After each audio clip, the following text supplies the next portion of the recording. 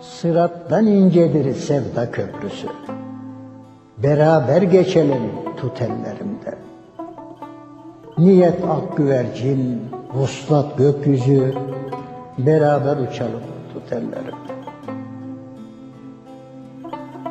Gönüldeki birlik kalkandır dışa. Aldanma ayaza yele yağışa. Giden ilkbahara gelecek kışa. Beraber göçelim tut ellerimden.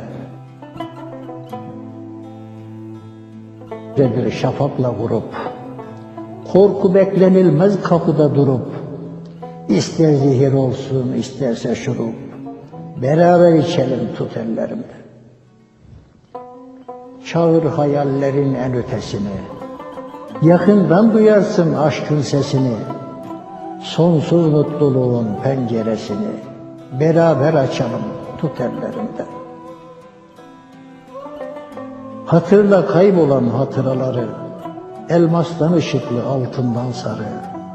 Zaman tortusundan işte onları, beraber seçelim tut ellerimden. Şüphe başlangıçtır, karar nihayet. Zamanı zamana etme şikayet. Kaçmak kurtuluştur diyorsan şayet, beraber kaçalım tut ellerimden.